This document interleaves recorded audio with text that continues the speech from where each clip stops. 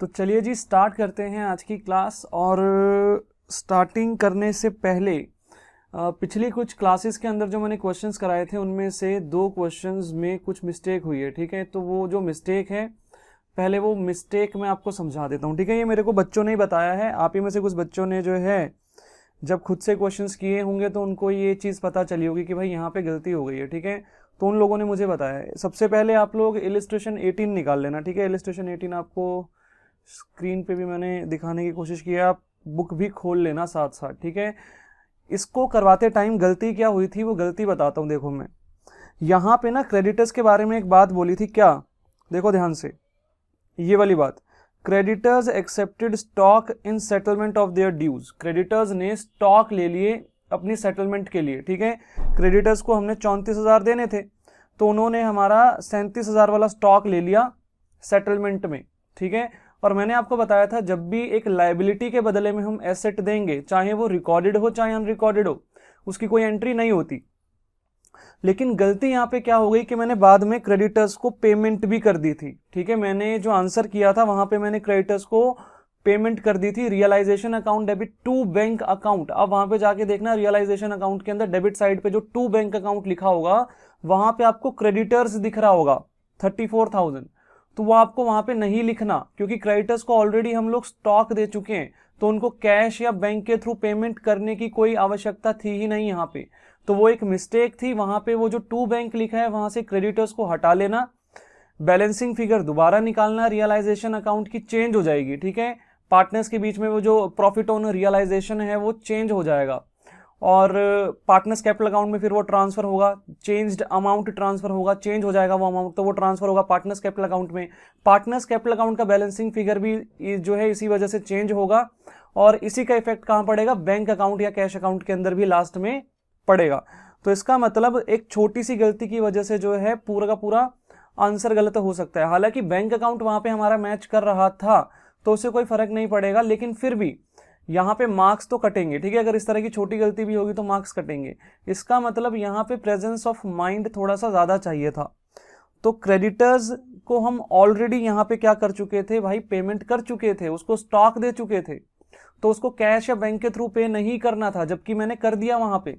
तो उसको जाके सही कर लेना, क्रेडिटर्स को वो जो टू बैंक लिखा हुआ है उस वहां से हटा देना, काट देना और दोबारा बैलेंसिंग फिगर निकालना, बैलेंसिंग फिगर चेंज हो जाएगी तुम्हारी। ठीक है, बैलेंसिंग फिगर निकाल के उसको पार्टनर्स कैपिटल अकाउंट में ट्रांसफर करना, जो भी चेंज्ड अमाउंट होगा वो चेंज्ड अमाउंट ट्रांसफर कर देना, पुराने वाला हटा देना और फिर पार्टनर्स कैपिटल अकाउंट का बैलेंस भी चेंज होगा तो वही हमारा बैंक अकाउंट में जाएगा और बैंक अकाउंट आपका मैच कर जाएगा। ठीक है, तो ये वाला आंसर एक बार दोबारा करना और मुझे भेजना जरूर। ठीक है, प्लीज, ठीक है, रिक्वेस्ट है भाई, इसको दोबारा करना, जो क्रेडिटर्स वाली गलती हुई थी उसको सुधार के दोबारा करना है इसको और मुझे भेजना। ठीक है, मैं चेक करूंगा ना एटलीस्ट सही है या नहीं है। ठीक है, अगर कुछ भी मुझे गड़बड़ लगेगी तो मैं आपको समझाऊंगा।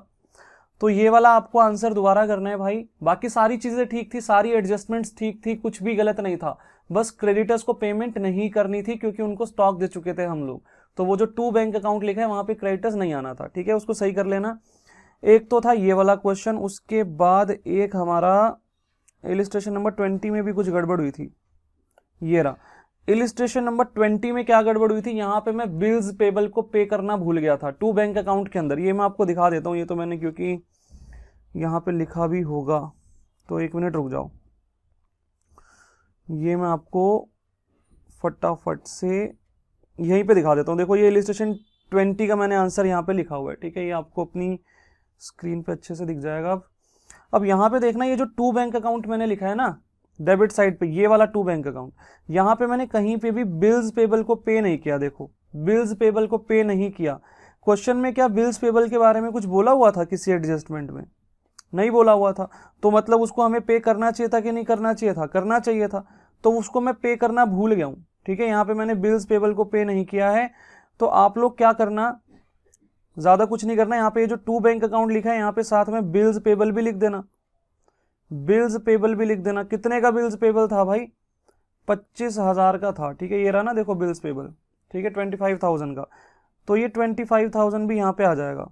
इसका मतलब ये 47,000 जो था ये चेंज हो जाएगा और यहाँ पे अमाउंट जो है वो 25,000 ऐड होने के बाद कितना हो जाएगा? तो भाई 47,000 प्लस 25,000 को ऐड कर दूं तो यहाँ पे हो जाएगा 72,000। और इसी की वजह से ये जो बैलेंसिंग फिगर है ये चेंज हो जाएगा, ठीक है। 1,17,500 जो आ रहा था ये चेंज हो जाएगा।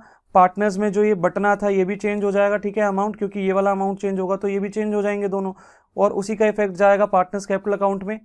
तो मतलब ये अमाउंट चेंज हो जाएंगे यहाँ पे, उसकी वजह से ये बैलेंसिंग फिगर चेंज हो जाएगी, और ये बैलेंसिंग फिगर चेंज होने की वजह से बैंक अकाउंट में भी यहाँ पे ये वाले अमाउंट्स भी चेंज हो जाएंगे, ठीक है। मतलब ये टोटल चेंज हो जाएगा और बाकी सब कुछ एज इट इज रहेगा। मतलब आपको बिल्स पेबल को पे करने हैं, बाकी सब कुछ एज इट इज रहेगा, बाकी कोई भी दिक्कत वाली बात यहाँ पे नहीं है, ठीक है। तो बिल्स पेबल को पे करना यहाँ पे भूल गए थे हम लोग माने मैं, ठीक है। तो इसको थोड़ा सा आप लोग देख लेना, ठीक है।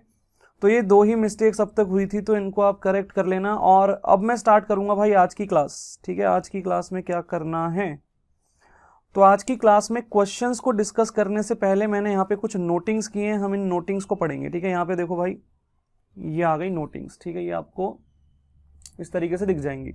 ये जो नोटिंग्स हैं ये रियलाइजेशन एक्सपेंसेस से रिलेटेड है। मैंने आपको पहले भी पिछली क्लासेस में भी बताया था कि रियलाइजेशन एक्सपेंसेस से रिलेटेड अलग अलग केसेस आपको क्वेश्चंस में देखने को मिल सकते हैं। तो वही सारे केसेस मैंने यहाँ पे डिस्कस कर रखे हैं भाई, अलग अलग केसेस हैं यहाँ पे हमारे सामने। ये जो थ्योरी मैंने यहाँ पे नोट की है, आप इसको साथ साथ जो है नोट करना या बाद में कर लेना। वैसे बाद में ही नोट करना, पहले ना पूरा फोकस समझने पे लगा लेना, ठीक है। नहीं तो साथ साथ नोट करेंगे तो नोटिंग में भी टाइम आपका डिवोट देना पड़ेगा आपको, वहाँ पे भी टाइम, तो आपका माइंड जो है वो पूरा नोटिंग में चला जाएगा, समझने में नहीं जाएगा। तो पहले आप समझ लेना, क्योंकि यहाँ पे गलती होती है, सबसे ज़्यादा गलतियाँ यहाँ पे होती हैं, ठीक है। तो इसीलिए ये वाला टॉपिक अच्छे से देखना भाई, रियलाइजेशन एक्सपेंसेस वाला, ठीक है। और काफ़ी देखो यहाँ पे नोटिंग की है मैंने, आपको दिख रही होगी स्क्रीन पे, ठीक है, बहुत सारी नोटिंग्स है यहाँ पे। तो ये सारी बातें पढ़ने के बाद हम कुछ क्वेश्चंस भी करेंगे आज, ठीक है। तो चलिए जी स्टार्ट करते हैं। मैं स्टार्टिंग करता हूँ भाई, रियलाइजेशन एक्सपेंसेस क्या होते हैं। सबसे पहले हमने यहाँ पे लिखा है कि रियलाइजेशन एक्सपेंसेस होते क्या हैं, ठीक है। तो यहाँ पे आपको दिखेगा कि भाई रियलाइजेशन एक्सपेंसेस, जिसको कि डिसोल्यूशन एक्सपेंसेस भी कहा जाता है, are incurred in dissolving the firm. Firm को डिसॉल्व करने पे जो खर्चा होता है उसको बोलते हैं डिसोल्यूशन एक्सपेंस। दोबारा सुन लो, फर्म को डिसॉल्व करने पे जो खर्चा होता है उसको बोलते हैं डिसोल्यूशन एक्सपेंस या फिर रियलाइजेशन एक्सपेंस, एक ही बात है। चाहे मैं बोलूं डिसोल्यूशन एक्सपेंस, चाहे मैं बोलूं रियलाइजेशन एक्सपेंस, दोनों का मतलब सेम ही है। तो रियलाइजेशन एक्सपेंस और dissolution expenses are incurred in dissolving the firm, ठीक है। फर्म को डिसॉल्व करने पे जो खर्चा किया जाता है उसे ही हम लोग जो है रियलाइजेशन एक्सपेंस या फिर डिसोल्यूशन एक्सपेंस के नाम से जानते हैं। तो ये डेफिनेशन में आपको मुझे नहीं लगता कोई प्रॉब्लम होगी, ठीक है। अब देखो भाई आगे, अब यहाँ पे ना 3 सिचुएशंस के बारे में हमें डिस्कशन करना है। प्रैक्टिकली यहाँ पे आपको अलग अलग तरह की इंफॉर्मेशन दी जाएगी क्वेश्चन में, और आपको जो है उनसे डील करना पड़ेगा। तो 3 तरह की सिचुएशंस है यहाँ पे, और उन 3 सिचुएशंस में भी अलग अलग केसेस होते हैं, ठीक है। तो अभी मैं ब्रॉडली पहले 3 तरह की सिचुएशंस आपको बताता हूँ कि भाई कौन कौन सी 3 सिचुएशंस यहाँ पे आपको देखने को मिल सकती हैं। तो भाई सिचुएशन 1 पे पहले फोकस करना, सिचुएशन 1, ठीक है। आपको यहाँ पे दिख रहा होगा देयर में बी 3 सिचुएशंस, ठीक है, लिखा हुआ है ना, देयर में बी 3 सिचुएशंस। तो पहली सिचुएशन क्या है, a partner is paid remuneration and realisation expenses are borne by the firm. Partner को हमने जो है क्या दे दिया, रेम्युनरेशन पे कर दिया, सैलरी पे कर दी। मतलब पार्टनर को सैलरी क्यों पे करेंगे भाई, पार्टनर को सैलरी इसलिए पे करेंगे क्योंकि वो डिसोल्यूशन का जो प्रोसेस है उसको कैरी ऑन करवाने में हमारी हेल्प करेगा, ठीक है। तो पार्टनर को रेम्युनरेशन किस बात की दी जा रही है, to carry out the dissolution process. Dissolution process को कैरी आउट करने के लिए वो जो अपनी एक्टिविटीज करके देगा हमें, उसके बदले में, उस सर्विसेज के बदले में हम उसको रेम्युनरेशन पे करेंगे। दोबारा सुनना, डिसोल्यूशन करवाने के लिए अगर कोई पार्टनर हमें सर्विसेज देगा अपनी, ठीक है, डिसोल्यूशन का प्रोसेस कैरी आउट करके देगा वो हमको, तो उसके लिए उन सर्विसेज के लिए हम उसको रेम्युनरेशन पे करेंगे, ठीक है। तो ये तो है, अब partner is paid remuneration, partner को रेम्युनरेशन पे की जाएगी, ठीक है। यहां से लेके यहां तक की बात समझ में आई होगी। अब partner is paid remuneration and realisation expenses are borne by the firm. Borne का मतलब क्या होता है, बोर्न का मतलब होता है उठाना, ठीक है, मतलब बर्डन होना। मतलब रियलाइजेशन एक्सपेंसेस का बर्डन किस पे होगा, किसकी जेब से जाएंगे, मतलब ये किसका खर्चा माने जाएंगे, फर्म का, ठीक है। तो मतलब रियलाइजेशन एक्सपेंसेस फर्म पे करेगी अपनी जेब से, अपने पल्ले से, और पार्टनर को रेम्युनरेशन भी देगी फर्म, ठीक है। ये हमारा फर्स्ट केस है, ये हमारा फर्स्ट केस है। क्या है फर्स्ट केस, कि भाई रियलाइजेशन का जो भी खर्चा होगा वो फर्म बियर करेगी, फर्म बॉर्न करेगी। बियर और बॉर्न का एक ही मतलब होता है। और पार्टनर जो है उसको रेम्यूनरेशन भी दी जाएगी डिसोल्यूशन का प्रोसेस कैरी आउट करवाने के लिए। ठीक है, इसको अभी डिटेल में पढ़ेंगे। सेकंड जो हमारा यहाँ पे सिचुएशन है वो क्या है, a partner is paid remuneration. यहाँ पे भी वही सेम बात, पार्टनर को रेम्यूनरेशन पे की जाएगी। किस बात की रेम्यूनरेशन, डिसोल्यूशन का प्रोसेस कैरी आउट करवाने के लिए। ठीक है, सेम बात आगे, लेकिन यहाँ पे कुछ चेंजेस हैं। And also agreed amount, and also partner is paid remuneration and also agreed amount. Partner को रेम्यूनरेशन भी दी जाएगी और एक एग्रीड अमाउंट भी दिया जाएगा। एग्रीड अमाउंट का मतलब ऐसा अमाउंट जिसके लिए हमारा एग्रीमेंट हो रखा हो। एग्रीड अमाउंट जो हमने आपस में विचार विमर्श करके जिस अमाउंट को एग्री किया हो कि हाँ भाई इतना अमाउंट जो है दिया जाएगा इस पार्टनर को, तो पार्टनर के साथ डिस्कशन करके जो एग्री हुआ होगा अमाउंट उसको बोला जाएगा एग्रीड अमाउंट।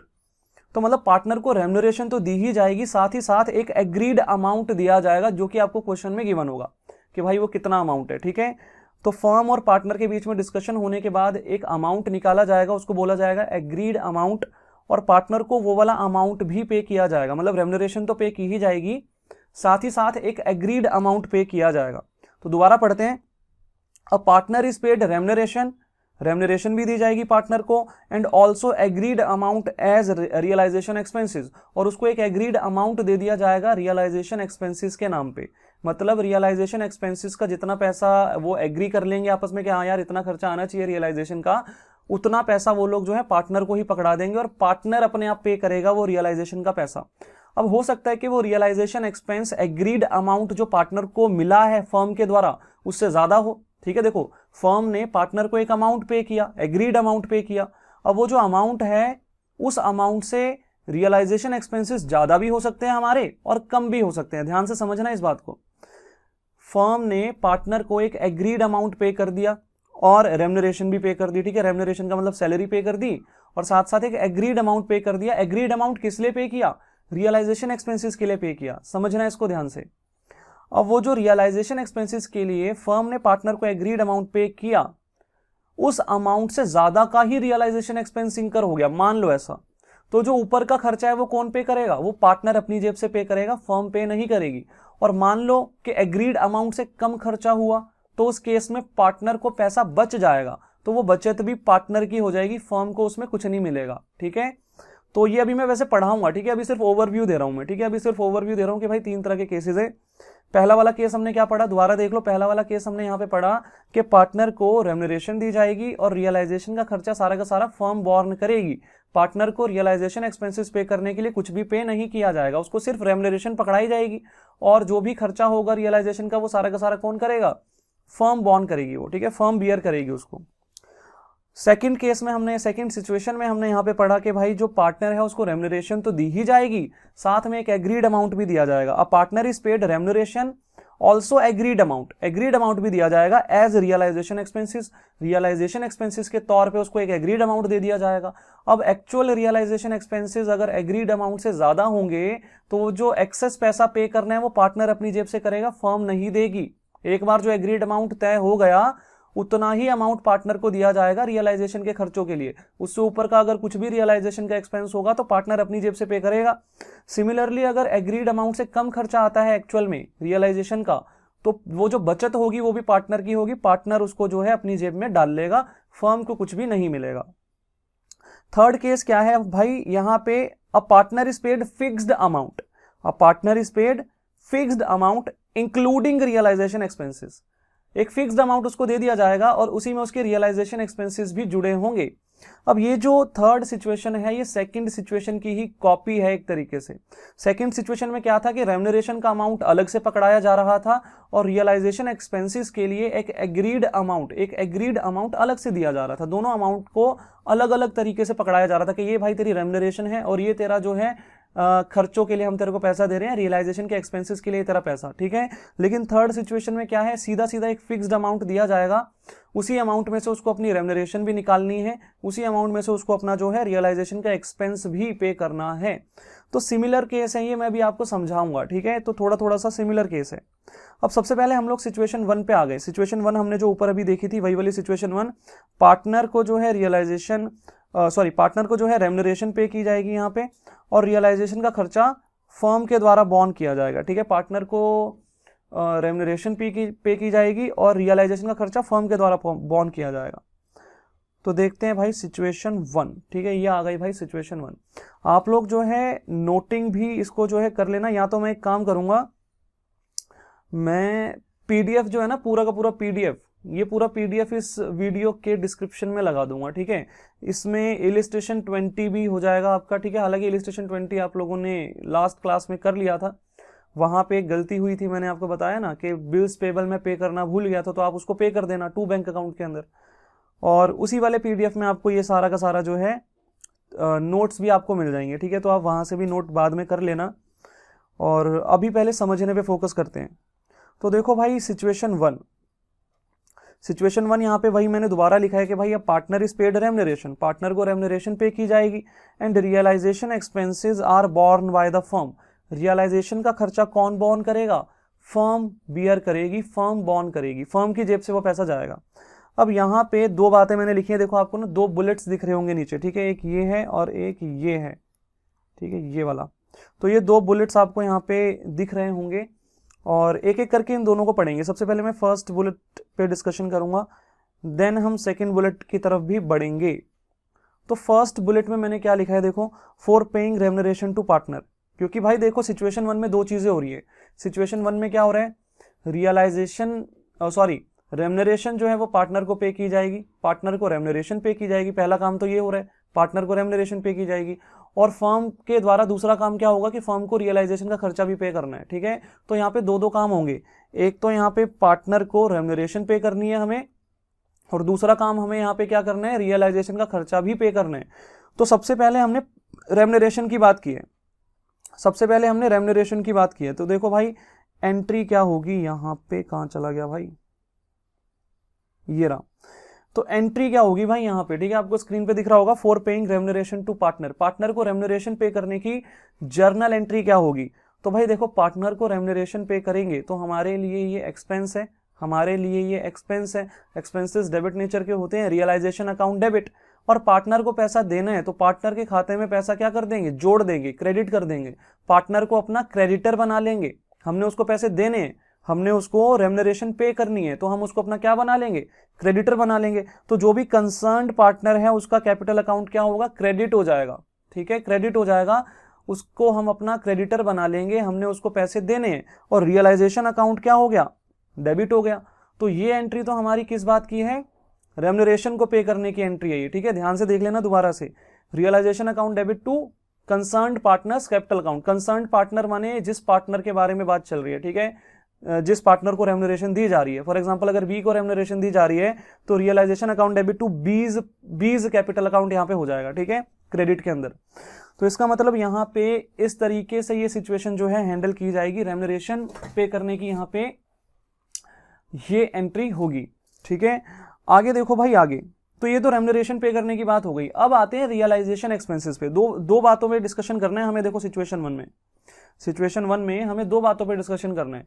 सबसे पहली बात तो मैंने क्या बताई कि पार्टनर को रेम्यूनरेशन पे करनी है, और दूसरी बात रियलाइजेशन एक्सपेंसेस को पे करने वाली बात। ठीक है, तो यहाँ पे दो बातें हैं। रियलाइजेशन एक्सपेंसेस फर्म के द्वारा बॉर्न किए जा रहे हैं, तो उसकी पेमेंट कैसे कैसे होगी, उसकी जर्नल एंट्री के बारे में भी डिस्कशन करना है, और पार्टनर को रेम्यूनरेशन पे करने पे भी हमें जो है डिस्कशन करना है। तो पार्टनर को रेम्यूनरेशन पे करने की एंट्री तो मैंने बता दी, simple, realisation account debit to concerned partners capital account. Partner को हम अपना क्रेडिटर बना लेंगे, हमने उसको पैसे देने हैं, और यहाँ पे हमारा खर्चा हो रहा है तो रियलाइजेशन अकाउंट डेबिट हो गया। इसको ये मान के चलो कि भाई लॉस हो गया। ठीक है, डेबिट नेचर का हुआ ना, तो ये चीज भी हमारी हो गई। आगे देखना भाई, अब हम यहाँ पे रियलाइजेशन एक्सपेंसेस के बारे में डिस्कशन करेंगे। ठीक है, रियलाइजेशन एक्सपेंसेस, तो आपको यहाँ पे दिख रहा होगा रियलाइजेशन एक्सपेंसेस, और नीचे यहाँ पे ना मैंने केसेस बनाए हुए हैं। ठीक है, यहाँ पे 3 केसेस हमने बना रखे हैं, तो इन तीनों केसेस पे भी हमें डिस्कशन करना है एक एक करके। ठीक है, ये 3 केसेस हमने यहाँ पे बना रखे हैं। सबसे पहले मैं पूरा फोकस केस नंबर 1 पे करता हूँ भाई। तो फर्स्ट केस देखो क्या है भाई, रियलाइजेशन एक्सपेंसेस पे करने का। तीनों ही केसेस में ना एक बात कॉमन है। क्या कॉमन है कि रियलाइजेशन एक्सपेंसेस किसके द्वारा बियर किए जा रहे हैं, किसके द्वारा बॉर्न किए जा रहे हैं, फर्म के द्वारा। तीनों ही केसेस में एक बात कॉमन है। ठीक है, तो इस बात को दिमाग में रखना कि यार रियलाइजेशन एक्सपेंसेस तो फर्म के द्वारा ही बॉर्न किए जा रहे हैं। तो पढ़ते हैं भाई केस 1 क्या है। For realisation expenses borne and paid by firm, borne by firm and paid by firm. Realisation expenses borne भी फर्म के द्वारा किए गए, पे भी फर्म के द्वारा किए गए। तो इसका मतलब वो खर्चा फर्म का ही था और फर्म ने ही पे किया, तो फर्म उसको क्या रिकॉर्ड करेगी?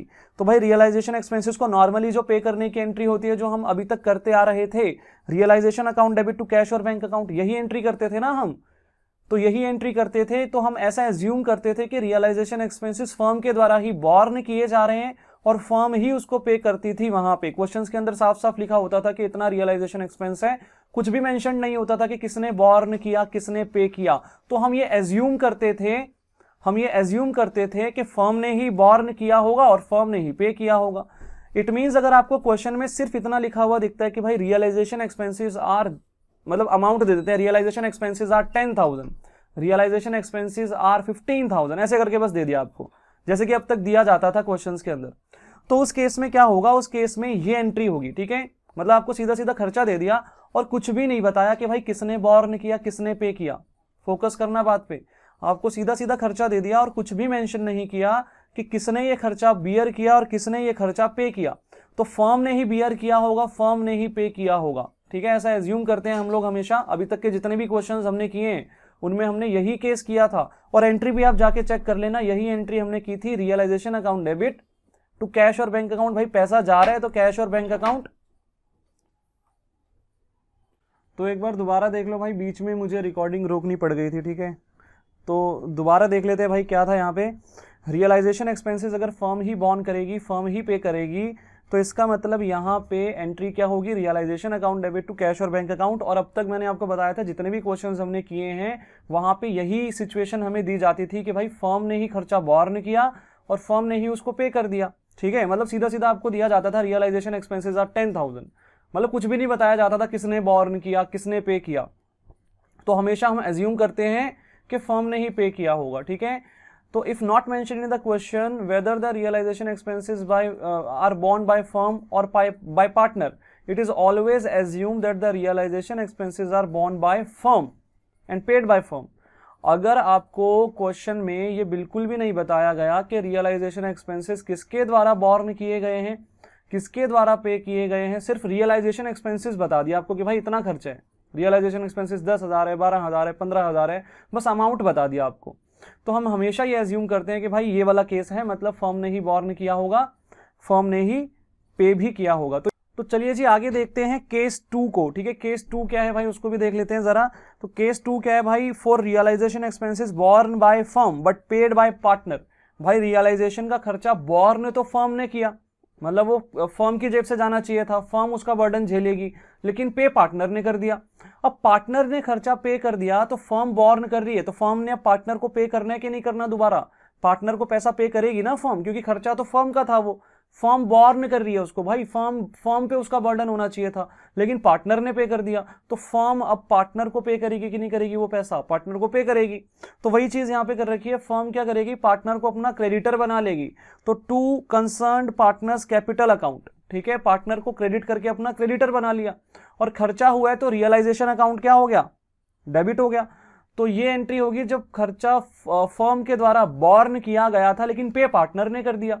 अब पार्टनर ने पे कर दिया है तो पार्टनर को पैसा देना पड़ेगा, फर्म पार्टनर को पे करेगी पैसा, तो फर्म पार्टनर को अपना क्रेडिटर बना लेगी, पार्टनर को अपना क्रेडिटर बना लेगी और खर्चा हुआ है तो रियलाइजेशन अकाउंट डेबिट हो जाएगा। तो realisation account debit to concerned partners capital account, ठीक है। तो ये हमारा सेकंड केस था।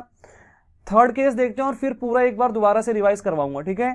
थर्ड केस क्या है? Realisation expenses borne by firm but partly paid by firm and balance by partner. इसका मतलब रियलाइजेशन एक्सपेंसेस बॉर्न तो फर्म ही कर रही है, लेकिन थोड़ा पैसा फर्म ने पे किया है और बाकी थोड़ा पैसा पार्टनर ने भी पे किया है। तो भाई देखो खर्चा हुआ है तो रियलाइजेशन अकाउंट तो डेबिट होगा ही होगा, ये तो समझ में आ गया।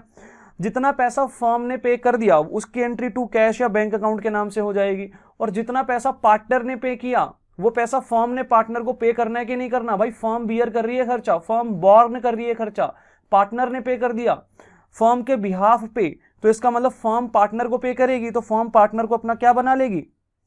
क्रेडिटर बना लेगी। तो realisation account debit to cash और बैंक अकाउंट और to concerned partners capital account, ठीक है। तो इस तरीके से ये थर्ड वाली एंट्री, मतलब थर्ड वाली एंट्री पता क्या है, केस 1 और केस 2 का कॉम्बिनेशन है। केस 1 में क्या था, सारा पैसा फर्म पे कर रही थी, realisation account debit to cash और बैंक अकाउंट।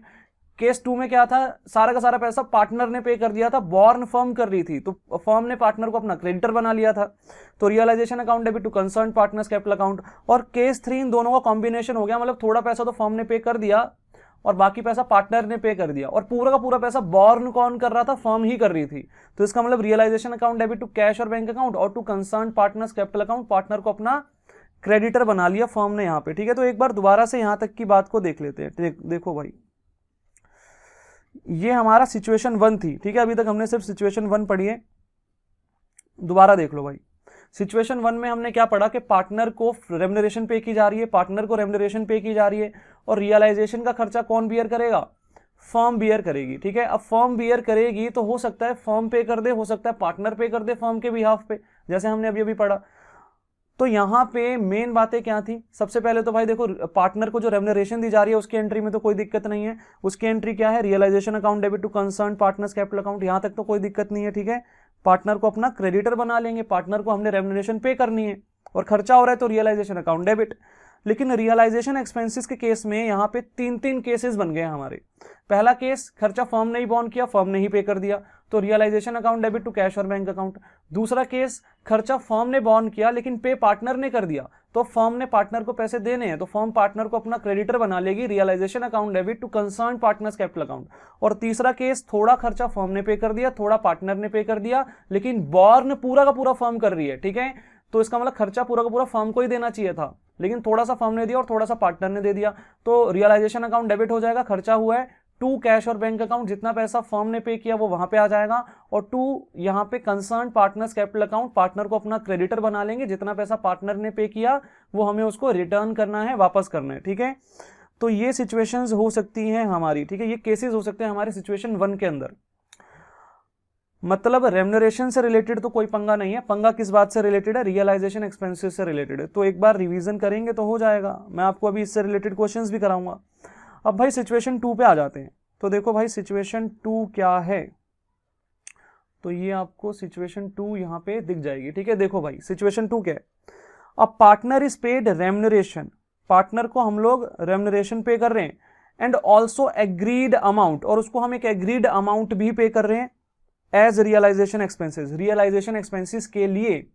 तो पार्टनर को मतलब दो चीजें पे की जाएंगी, एक तो हम क्या करेंगे, उसको रेम्युनरेशन पे कर देंगे, जैसे पिछले वाले सिचुएशन के अंदर किया जा रहा था, पार्टनर को रेम्युनरेशन दी जा रही थी, और दूसरा काम यहाँ पे क्या हो रहा है, पार्टनर को एक एग्रीड अमाउंट भी दे दिया जा रहा है, और वो जो एग्रीड अमाउंट पार्टनर को दिया जा रहा है वो किस काम के लिए दिया जा रहा है, रियलाइजेशन एक्सपेंसेस के को पे करने के लिए दिया जा रहा है।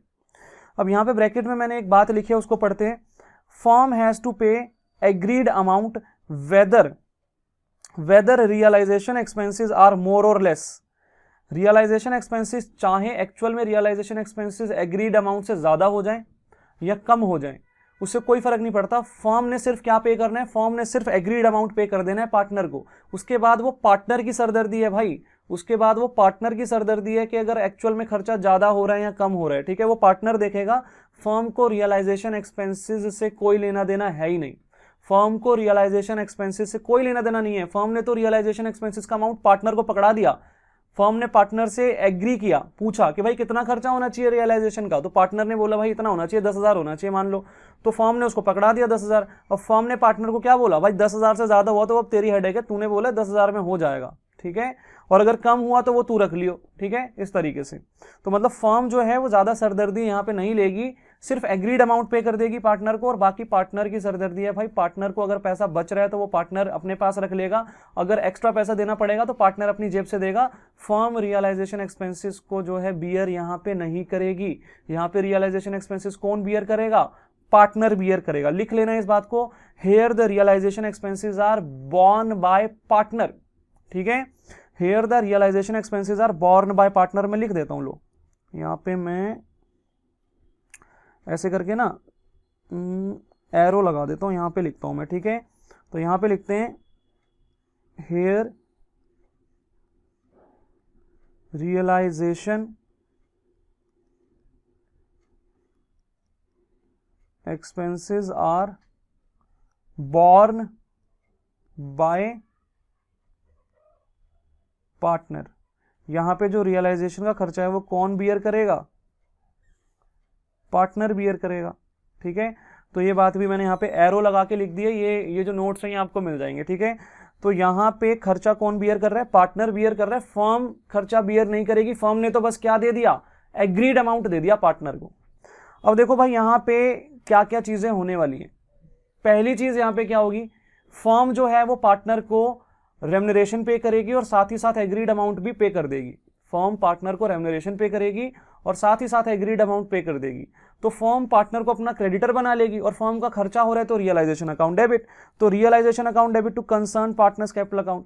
इस बार जो यहाँ पे अमाउंट आएगा वो रेम्यूनरेशन के साथ साथ है ना एग्रीड अमाउंट भी आ जाएगा, मतलब दोनों के दोनों अमाउंट एक साथ यहाँ पे लिख दिए जाएंगे। ठीक है, रेम्यूनरेशन प्लस एग्रीड अमाउंट, जितना पैसा फर्म पे कर रही है उसको रियलाइजेशन एक्सपेंसेस पे करने के लिए, ठीक है, वो वाला अमाउंट भी यहाँ पे इंक्लूड हो जाएगा, दोनों एक साथ यहाँ पे लिख दिए जाएंगे। ठीक है, तो रेम्यूनरेशन और एग्रीड अमाउंट दोनों को इकट्ठा पे कर दिया जाएगा और सिंगल एंट्री हो जाएगी, दोनों को कंबाइंड अमाउंट यहाँ पे आ जाएगा। Realisation account debit to concern partners capital account.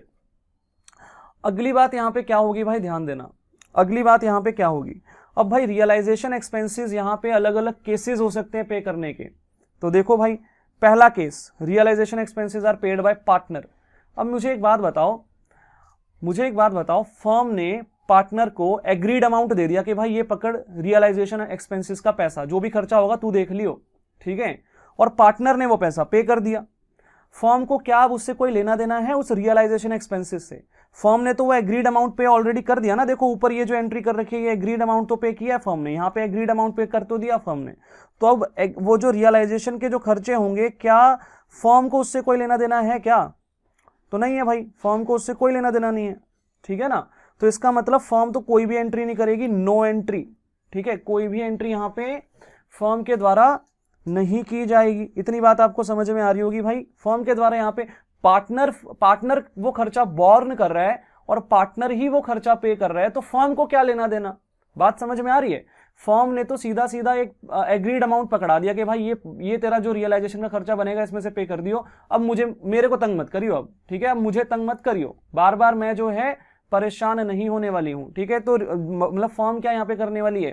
Firm ने तो बस रियलाइजेशन के लिए जो एग्रीड अमाउंट था वो पकड़ा दिया है। अब बाकी पार्टनर उसको पे करे या ना करे, कैसे भी पे करे, वो पार्टनर की सरदर्दी है, फर्म थोड़ी ना एंट्री करेगी उसकी। इसका मतलब अगर realisation expenses borne by partner है और पेड बाय पार्टनर है, बात को समझना, realisation expenses borne by partner और paid by partner. Borne by partner कैसे है भाई? क्योंकि भाई पार्टनर को एक एग्रीड अमाउंट मिल चुका है फर्म के द्वारा, तो पार्टनर की सरदर्दी है उसको पे करना। ठीक है ना, फर्म थोड़ी ना करेगी। तो इसलिए यहाँ पे फर्म क्या करेगी? कोई भी एंट्री नहीं करेगी, फर्म के द्वारा कोई भी एंट्री नहीं की जाएगी। यहाँ पे ना एक नोट लिखा है मैंने, इस नोट को पढ़ना। If partner is paid remuneration, अगर हमने पार्टनर को रेम्यूनरेशन दी है एंड एग्रीड अमाउंट, और एग्रीड अमाउंट भी दिया है। ठीक है, हमने पार्टनर को रेम्यूनरेशन भी दी है प्लस हमने उसको एक एग्रीड अमाउंट दिया है for payment of realisation expenses. दोबारा सुनना, हमने पार्टनर को रेम्यूनरेशन दी है और प्लस हमने उसको एग्रीड अमाउंट भी दिया है for payment of realisation expenses and nothing mention in the question, और क्वेश्चन में कुछ नहीं बताया that who paid realisation expenses, के रियलाइजेशन एक्सपेंसेस किसने पे किए हैं। Always assume it were paid by the partner, तो हमेशा एज्यूम करना पार्टनर ने ही पे किए हैं। सुनो दोबारा से, क्वेश्चन में हमें यह बता रखा है कि भाई रियलाइजेशन एक्सपेंसेस के लिए फर्म ने पार्टनर को एक एग्रीड अमाउंट दे दिया और साथ ही साथ रेम्यूनरेशन भी दे दी, मतलब फर्म ने पार्टनर को रेम्यूनरेशन प्लस एग्रीड अमाउंट पे कर दिया है। इतना क्वेश्चन में बता रखा है। और बट क्वेश्चन में ये नहीं बता रखा कि रियलाइजेशन का खर्चा किसने पे किया, मतलब फर्म ने पे किया या पार्टनर ने पे किया।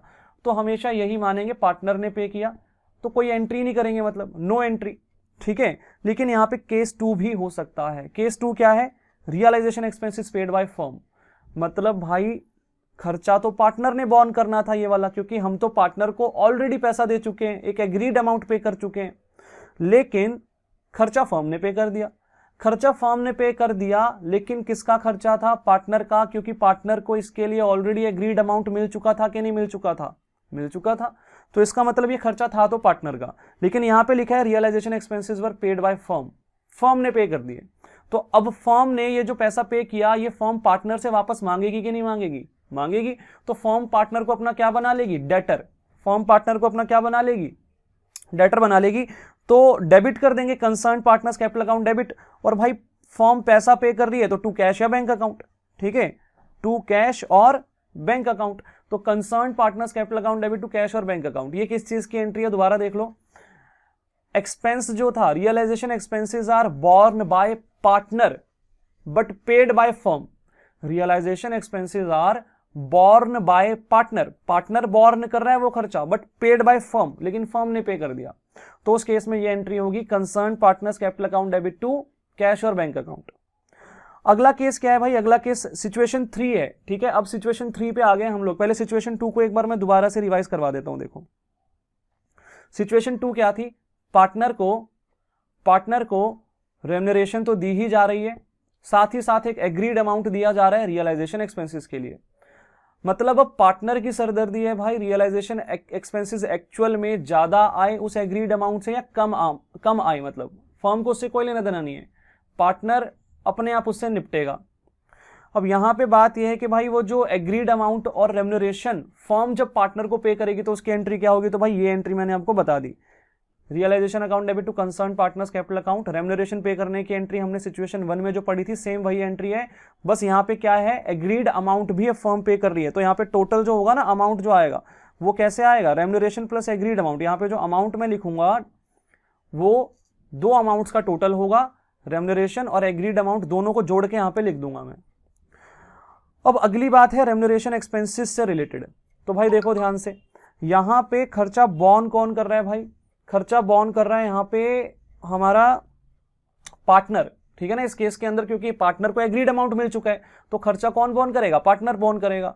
और पहला केस क्या है कि पार्टनर ने ही वो खर्चा पे भी कर दिया, born by partner and paid by partner, तो फर्म को कोई लेना देना नहीं है, फर्म कोई एंट्री नहीं करेगी। और मैंने यहाँ पे एक नोट भी लिखा था, अगर पार्टनर को रेम्यूनरेशन प्लस एग्रीड अमाउंट दिया गया है और क्वेश्चन में ये नहीं बता रखा कि रियलाइजेशन एक्सपेंसेस किसने पे किए, तो ऑलवेज एज्यूम पार्टनर ने ही पे किए होंगे, क्योंकि बॉर्न भी तो पार्टनर ही कर रहा है ना, तो हमेशा यही मानेंगे कि पार्टनर ने ही पे कर दिए होंगे, ठीक है।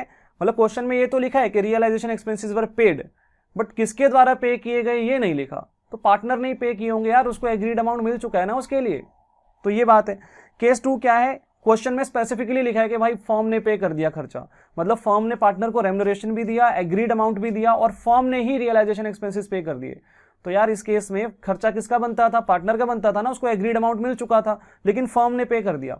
तो फर्म अब क्या करेगी, पार्टनर को अपना डेटर बना लेगी, पार्टनर से पैसे लेने हैं तो पार्टनर्स अकाउंट डेबिट हो जाएगा, concern partners capital account debit हो गया और टू कैश और बैंक अकाउंट, पैसा चला गया फर्म का, फर्म ने खर्चा पे कर दिया, ठीक है। अब सिचुएशन 3 क्या है भाई, उसको भी देखते हैं और एक बार पूरा दोबारा से रिवाइज करवाऊंगा, ठीक है, और फिर क्वेश्चन करेंगे। अब partner is paid fixed amount that includes realisation expenses. Partner को ना सीधा सीधा एक सिंगल अमाउंट पकड़ा दिया गया, उसके अंदर रियलाइजेशन एक्सपेंसेस भी जुड़े हुए थे और पार्टनर को कहा गया कि भाई अब तू देख, जो भी खर्चा होगा वो तू ही करेगा, इसमें से अगर कुछ बचता है तो वो तेरा, ठीक है।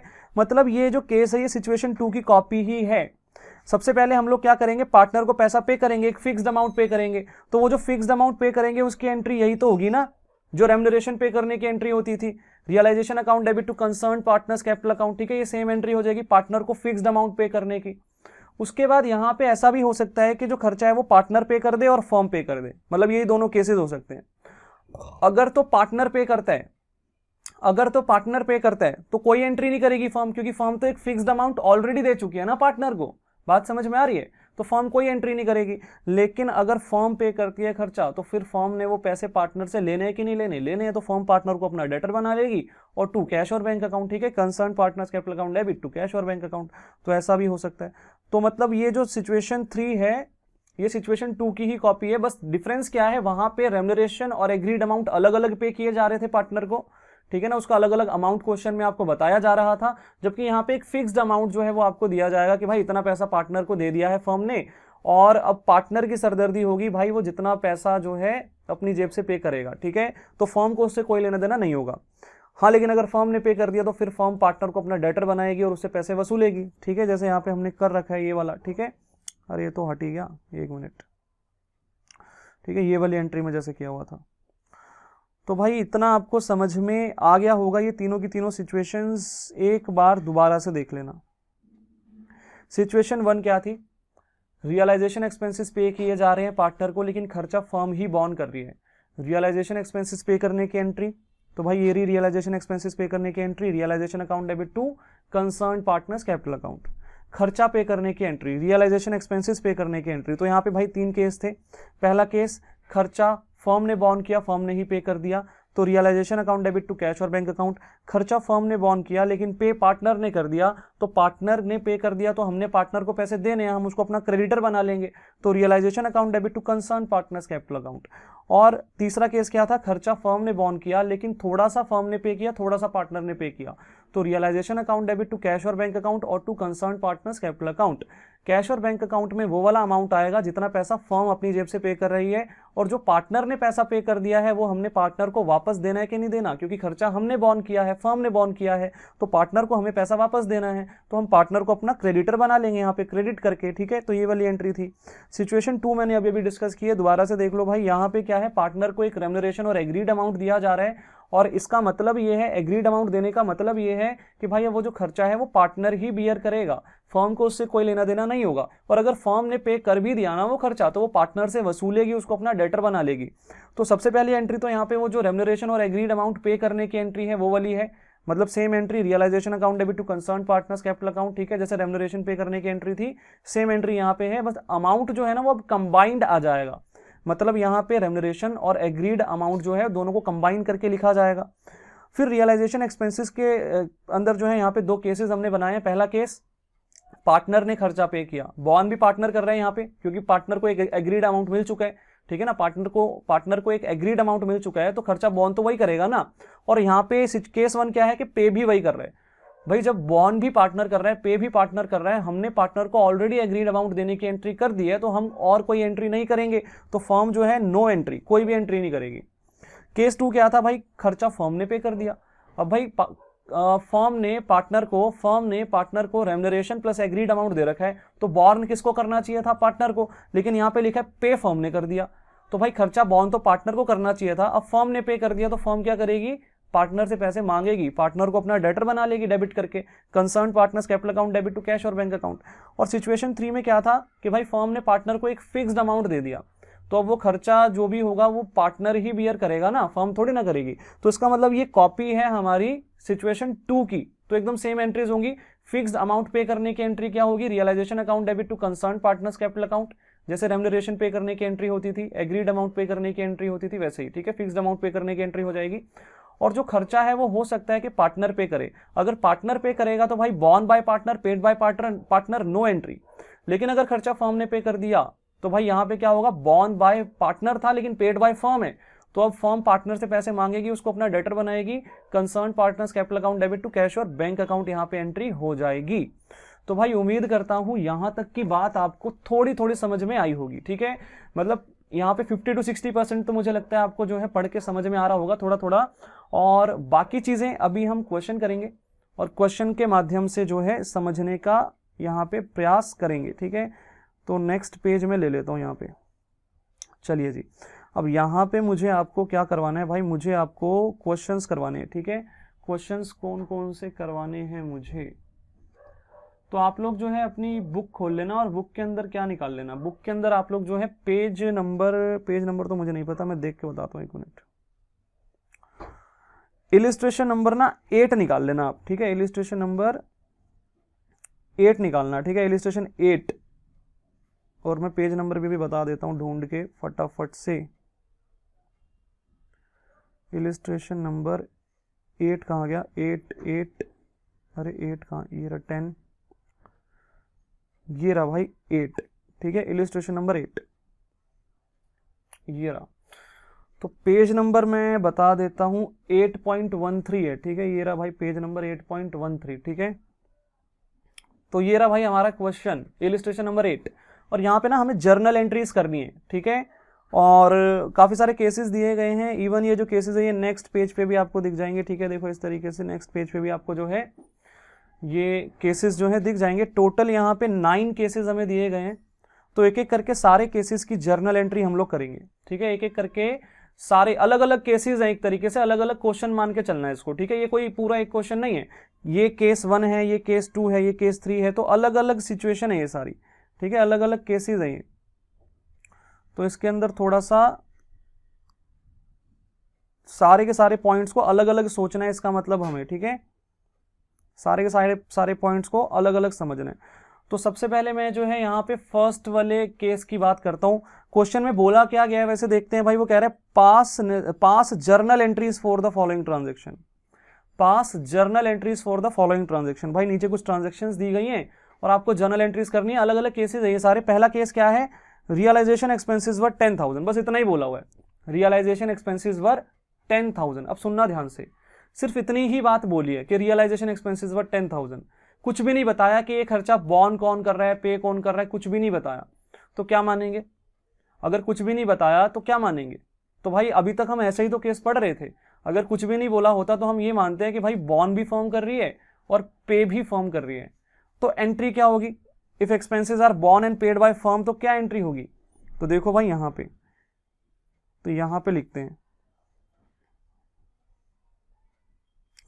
इलिस्ट्रेशन नंबर हमारा है ये 8, तो मैं यहां पे लिखता हूं भाई इलिस्ट्रेशन नंबर 8 कर रहे हैं हम लोग।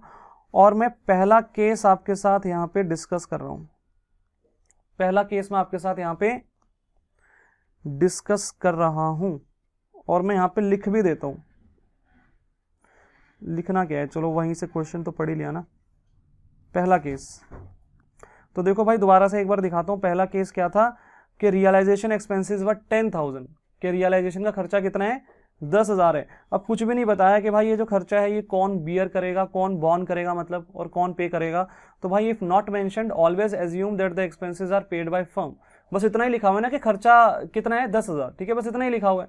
क्या यहाँ पे ऐसा लिखा है कि फर्म ने पार्टनर को रियलाइजेशन एक्सपेंसेस के लिए कोई एग्रीड अमाउंट पे किया, कोई फिक्स्ड अमाउंट पे किया? ऐसा कुछ भी नहीं लिखा।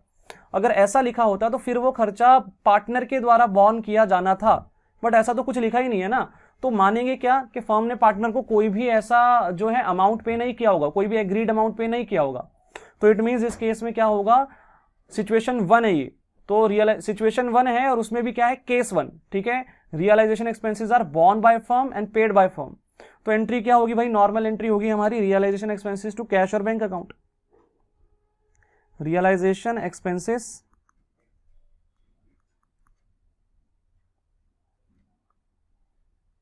अकाउंट डेबिट टू कैश और bank account.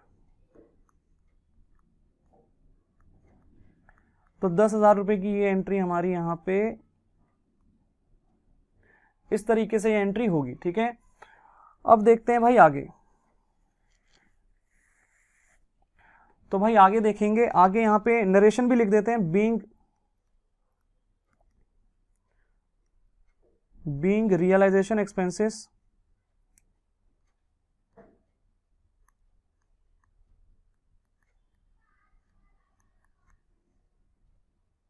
borne and paid by firm,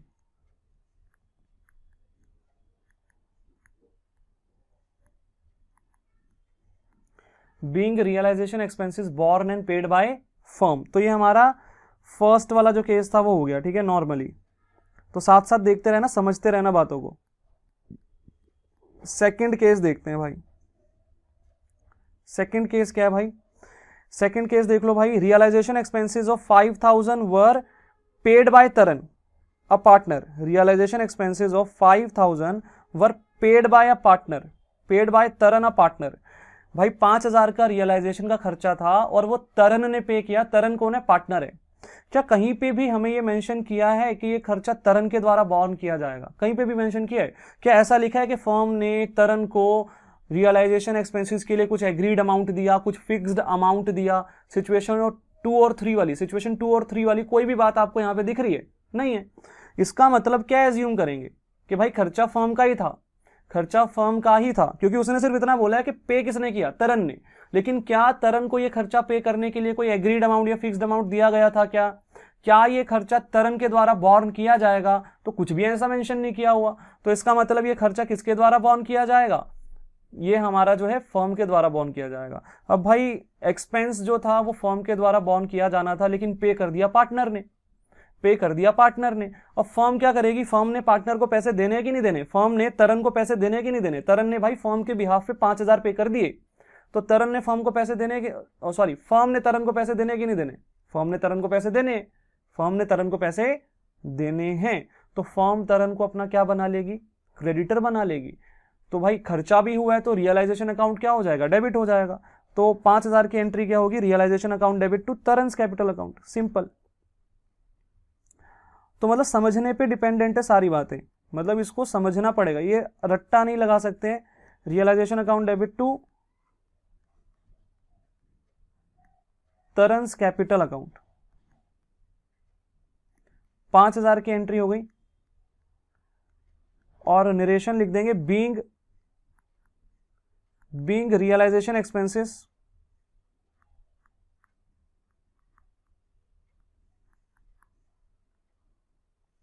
borne by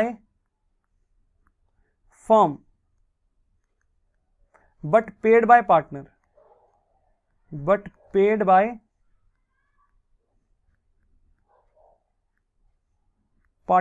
भाई रियलाइजेशन का खर्चा फर्म ने बॉर्न किया था लेकिन पार्टनर ने पे कर दिया, तो इसका मतलब ये एंट्री हो गई हमारी, पार्टनर को हमने अपना क्या बना लिया, क्रेडिटर बना लिया, हमने पार्टनर को पैसे देने। अगली एंट्री की तरफ बढ़ते हैं भाई, तीसरी जो हमारी एंट्री है यहाँ पे वो क्या है उसको भी देख लेते हैं जरा। तो थोड़ा सा यहाँ पे इस तरीके से ये हो गया, देखो भाई, तो थर्ड एंट्री देखना, realisation expenses of 5000 were paid by the firm on behalf of Madan, भाई शब्दों पे ध्यान देना, on behalf of Madan a partner. On behalf of Madan का यहाँ पे क्या तात्पर्य है कि भाई खर्चा तो मदन का बनता था लेकिन फर्म ने मदन के बिहाफ पे कर दिया, समझना बात को। Realisation expenses of 5000 were paid by firm, expenses were paid by firm on behalf of a partner, मतलब खर्चा पार्टनर का बनता था। तो यहाँ पे realisation expenses were borne by partner but paid by firm, realisation expenses were borne by partner, partner का खर्चा था ना ये, फर्म ने पे कर दिया, फर्म ने पे कर दिया।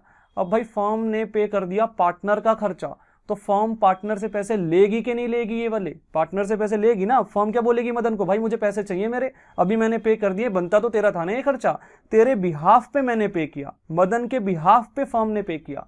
तो इसका मतलब expenses were borne by the Madan, ठीक है, borne by Madan but paid by firm. तो फर्म क्या करेगी, मदन को अपना डेटर बना लेगी, फर्म मदन को अपना डेटर बना लेगी। तो देखो भाई तीसरी वाली जो हमारी एंट्री है क्या होगी, थर्ड वाले केस की एंट्री, फर्म मदन को अपना बना लेगी डेटर, तो Madan's capital account debit, Madan's capital account debit, और फर्म ने ये पैसा पे कर दिया तो फर्म के पैसे चले गए टू कैश और बैंक अकाउंट, टू कैश और बैंक अकाउंट। कितना पैसा था भाई, 5000 रुपए थे क्या, हाँ भाई 5000 रुपए, ठीक है। तो 5000 की यहां पे ऐसे ऐसे करके एंट्री हो जाएगी और यहां पे लिखेंगे बीइंग रियलाइजेशन एक्सपेंसेस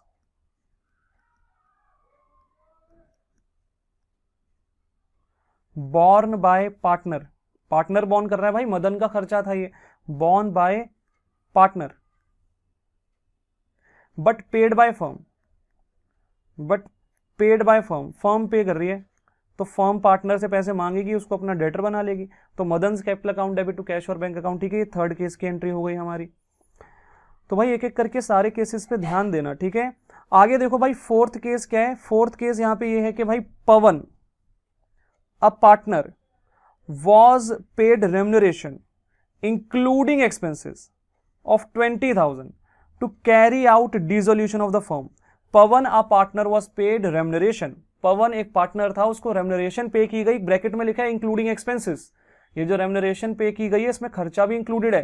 कितना पे किया गया, 20,000, तो मतलब उसको एक फिक्स्ड अमाउंट पे कर दिया गया, 20,000, उसको एक फिक्स्ड अमाउंट पे कर दिया गया। भाई 20,000 के अंदर उसकी रेम्यूनरेशन भी जुड़ी हुई है, उसका खर्चा भी जुड़ा हुआ है, बता नहीं रखा कितना खर्चों के लिए दिया और कितना रेम्यूनरेशन के लिए दिया, तो सिचुएशन 3 हो गई ना। तो इसका मतलब यहाँ पे उसको एक फिक्स्ड अमाउंट दे दिया गया to carry out the dissolution of the firm. वो कह रहा है एक्चुअल में जो खर्चा हुआ वो कितना हुआ, 10,000। अब मुझे एक बात बताओ, फर्म ने पवन को क्या पे किया, रेम्यूनरेशन इंक्लूडिंग एक्सपेंसेस, मतलब एक फिक्स्ड अमाउंट पे किया। तो फिक्स्ड अमाउंट पे करने की एंट्री क्या करेगी फर्म, तो देखो ध्यान से, फोर्थ वाला जो हमारा केस है, तो फर्म ने पवन को 20,000 रुपीज फिक्स्ड अमाउंट पे किया, तो फर्म एंट्री क्या करेगी पेमेंट करने की, भाई फर्म उस 20,000 के लिए पवन को अपना क्या बना लेगी, क्रेडिटर बना लेगी, और फर्म का खर्चा हो रहा है तो रियलाइजेशन अकाउंट डेबिट। तो realisation account debit, realisation account debit to Pawan's capital account, to Pawan's capital account. कितना पैसा पे किया भाई फर्म ने उसको, 20,000 रुपए पे कर दिए, तो उसके खाते में क्रेडिट कर दिए 20,000, ठीक है, उसके खाते में क्रेडिट कर दिए। तो यहां पे लिखेंगे being fixed amount paid to partner, ठीक है, या फिर ऐसे लिख देंगे being remuneration including expenses were paid to partner, ठीक है, रेम्युनरेशन इंक्लूडिंग एक्सपेंसेस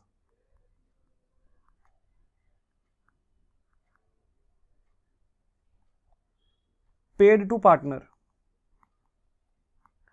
तो फर्म ने पार्टनर को ये 20,000 दे दिया। अब आगे क्या बोला हुआ है, आगे ये बोला हुआ है कि भाई एक्चुअल में जो खर्चा हुआ ना वो 10,000 का हो गया। अब सुनना ध्यान से, फर्म ने पार्टनर को एक फिक्स्ड अमाउंट दे दिया इंक्लूडिंग एक्सपेंसेस, इंक्लूडिंग एक्सपेंसेस। अब खर्चा हो गया 10,000 का, खर्चा हो गया 10,000 का। क्या फर्म को इस खर्चे से कोई लेना देना है? भाई फर्म ऑलरेडी उस पार्टनर को 20,000 दे चुकी है ना खर्चा करने के लिए, 20,000 दे चुकी है रेम्युनरेशन प्लस एक्सपेंसेस के लिए। तो क्या अब वो जो 10,000 का खर्चा हुआ है उसको फर्म से कोई लेना देना है? फर्म को उस एक्सपेंस से कोई लेना देना है? अगर यहाँ पे ऐसा बोला गया होता कि ये 10,000 फर्म ने पे कर दिए हैं तो एक अलग बात हो जाती, तो थोड़ा यहाँ पे हमें सोचना पड़ता कि फर्म ने पे कर दिए हैं, बनता तो खर्चा पार्टनर का था, तो फर्म पार्टनर से पैसा लेगी, पार्टनर को अपना डेटर बना लेगी, वहां पे सोचना पड़ता। बट यहाँ पे तो ऐसा भी कुछ नहीं बोला कि ये खर्चा फर्म ने पे किया, नहीं बोला हुआ ना। तो इसका मतलब क्या करेंगे, पार्टनर ने ही पे किया होगा खर्चा। मैंने ना एक नोट लिखवाया था, देखो मैंने आपको एक नोट लिखवाया था। क्या नोट लिखवाया था, यहां पे दिखाता हूं। सिचुएशन 2 जो मैंने लिखवाई थी वहां पे एक नोट था, वो नोट मैं आपको पढ़ाता हूं। ये देखो सिचुएशन 2 के अंदर ये रहा नोट, ठीक है। तो इस नोट को जरा पढ़ते हैं। यहां पे मैंने लिखा था if partner is paid remuneration and agreed amount and nothing mention in the question who paid the realisation expenses always assume it were paid by the partner. अगर पार्टनर को रेम्युनरेशन और एक्सपेंसेस के लिए पैसा दिया गया है और क्वेश्चन में नहीं बता रखा कि जो एक्चुअल एक्सपेंस है वो किसने पे किया, तो हमेशा मानना पार्टनर ने पे किया। और यही वाली सिचुएशन तो यहां पे हो रही है। देखो पार्टनर को एक्सपेंसेस के लिए और रेम्युनरेशन के लिए पैसा दिया गया और जो एक्चुअल में खर्चा है बता ही नहीं रखा किसने पे किया, तो किसने पे किया होगा, पार्टनर ने पे किया होगा। तो इसका मतलब एंट्री क्या होगी, कोई भी एंट्री नहीं होगी खर्चा पे करने की। फर्म थोड़ी ना कोई एंट्री करेगी यहाँ पे, बात समझ में आ रही है। फर्म क्या खर्चा पे करने की कोई एंट्री करेगी यहाँ पे?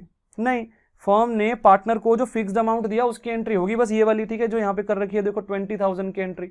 इसके अलावा और कोई एंट्री यहाँ पे फर्म नहीं करेगी। वो जो एक्चुअल एक्सपेंस 10,000 का हुआ वो पार्टनर पे करेगा, फर्म को उससे कोई लेना देना नहीं होगा, ठीक है। चलो जी, तो ये चौथा वाला केस था। आगे बढ़ते हैं भाई पांचवें केस की तरफ। Dissolution expenses were 8,000। डिसोल्यूशन का खर्चा कितना है, 8,000 का। आगे लिखा है out of the said expenses 3,000 were borne by the firm. बोल रहा है ये जो 8,000 का टोटल खर्चा है ना, इसमें से 3,000 का खर्चा तो फर्म बॉर्न करेगी, and the balance by partner, और balance by Ravi a partner, ठीक है। और जो बाकी खर्चा बचेगा वो रवि बॉर्न करेगा जो कि एक पार्टनर है। सुनो दोबारा से, 8,000 का टोटल खर्चा हुआ है रियलाइजेशन का, डिसोल्यूशन का। इसमें से 3,000 कौन बॉर्न करेगा, फर्म, और 5,000 कौन बॉर्न करेगा, पार्टनर। आगे लिखा है 8,000 were paid by the firm. आगे लिखा है पूरा का पूरा 8,000 फर्म ने पे कर दिया। देखो भाई देखो, यहां पे समझाता हूं मैं। पांचवा केस ध्यान से देखना।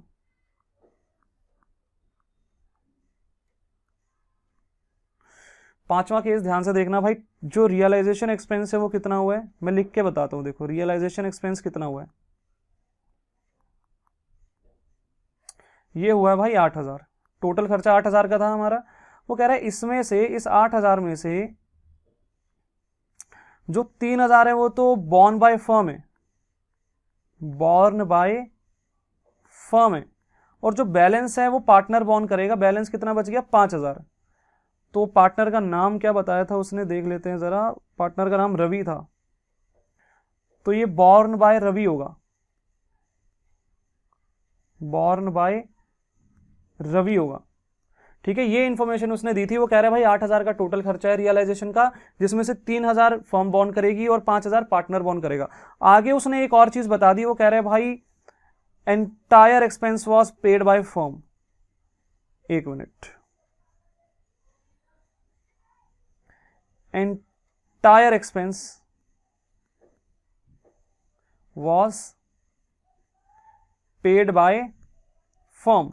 सारा का सारा खर्चा 8,000 रुपए फर्म ने ही पे कर दिया, फर्म ने ही पे कर दिया। ये तो लिखा है, देखो दोबारा से, दोबारा पढ़ते हैं। Dissolution expenses were 8,000, out of the said expense 3,000 were to be borne by the firm and the balance by Ravi a partner. 8,000 were paid by the firm. अब फर्म पूरा का पूरा 8,000 पे कर रही है, तो देखो ध्यान से, फर्म एंट्री क्या करेगी भाई। फर्म ये जो टोटल 8,000 पे कर रही है, इसमें से 3,000 तो चलो फर्म का ही बनता था, फर्म ही बियर करने वाली थी, लेकिन बाकी का जो 5,000 था ये फर्म का थोड़ी ना था, ये तो पार्टनर बियर करता ना, ये तो रवि बियर करता। तो ये जो रवि के बिहाफ पे ये जो 5,000 फर्म ने पे किए हैं, क्या ये जो रवि के बिहाफ पे फर्म ने 5,000 पे किए हैं, ये वाला पैसा फर्म रवि से वापस मांगेगी कि नहीं मांगेगी? वापस मांगेगी ना। तो रवि को अपना क्या बना लेगी? डेटर बना लेगी। तो देखो एंट्री क्या होगी, रवीज कैपिटल अकाउंट डेबिट हो जाएगा, रवीज कैपिटल अकाउंट डेबिट हो जाएगा। रवि को अपना डेटर बनाएंगे क्योंकि हमने उसके बिहाफ पे 5,000 पे किए और हमारा खुद का खर्चा कितना बनता था? 3,000। तो वो हम अपना खर्चा बना लेंगे, realisation account debit. Realisation account debit, ये हमारा खुद का खर्चा था कितना? 3,000, और टोटल हमारे पैसे 8,000 चले गए, तो टू कैश और बैंक अकाउंट, ये एंट्री बनेगी इसकी। तो मतलब समझने पे है सब कुछ, ठीक है, सोच समझ के अगर आप लोग कर देंगे तो इजी ही लगेगा यहाँ पे, ठीक है। तो पहले थोड़ा सा सोचना समझना है, एकदम से नहीं होगा। तो ये हमारा भाई इस तरीके से 5th वाला भी केस हो गया, ठीक है, 5th केस हो गया। आगे देखो भाई, आगे भाई नेक्स्ट पेज पे चलना पड़ेगा। ये आ गए हम नेक्स्ट पेज पे, और सिक्स्थ वाला जो केस है वो क्या है भाई, देखते हैं। 6th case, realisation expenses of 5,000 were to be borne and paid by Karan a partner. Partner ही बॉर्न करेगा, पार्टनर ही पे करेगा। भाई जब पार्टनर ही बॉर्न कर रहा है, पार्टनर का ही खर्चा है और वही पे कर रहा है, तो फर्म को क्या लेना देना उससे? फर्म को कोई लेना देना है भाई? पार्टनर बॉर्न कर रहा है, इसका मतलब फर्म ने पार्टनर को ऑलरेडी एग्रीड अमाउंट दे दिया होगा, एक फिक्स्ड अमाउंट दे दिया होगा, ऑलरेडी एक एग्रीड अमाउंट या फिक्स्ड अमाउंट दे दिया होगा ना खर्चों के लिए, तभी तो वो कह रहा है कि पार्टनर बॉर्न कर रहा है, पार्टनर बॉर्न कर रहा है, पार्टनर ही पे कर रहा है, तो हमें कोई लेना देना ही नहीं है। तो 6th वाले में तो कोई एंट्री नहीं होगी, ठीक है, 6th वाले में कोई एंट्री नहीं होगी, नो एंट्री। तो ये तो सिंपल था भाई, पार्टनर ही बॉर्न कर रहा है, पार्टनर ही पे कर रहा है, तो फर्म को क्या लेना देना है? No entry.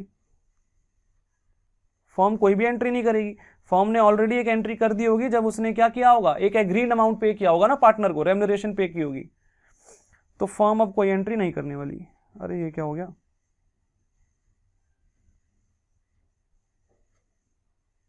ये कैसे हो गया भाई? 1 मिनट रुक जाओ, इसको मैं दोबारा से ओपन करता हूं।